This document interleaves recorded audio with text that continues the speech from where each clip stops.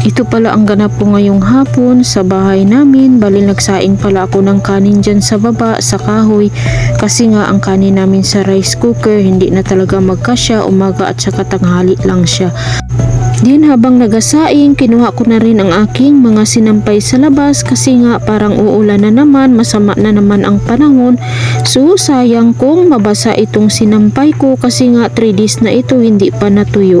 Ito talaga ang pinaka problema ko dito sa amin kasi pagtungtong na ng beer hanggang December ay naku, maulan-ulan na naman parati dito sa amin. Kaya ayan, ang tagal talaga matuyo ning sinampay ko kasi nga 1 week talaga ako maglaba, super dami.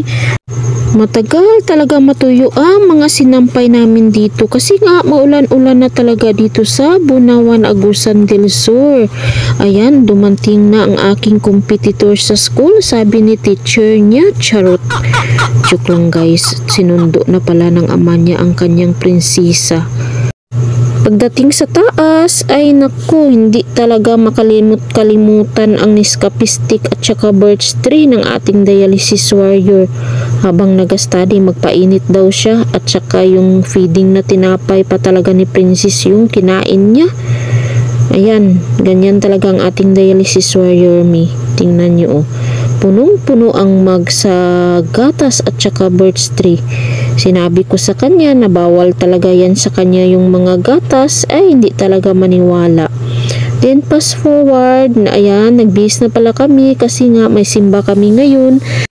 At grasya sa Ginoo, si Papa John pala natin ang mag-preach ngayon kasi nga wala ang aming pastor, nagpastoral meeting sa Davao. Kaya gibigyan ng favor ang ating Papa John para mag-preach. Then fast forward, dumating na pala kami sa simbahan at naghihintay pa kami ng aming mga kasamahan bago mag-umpisa si Papa John natin.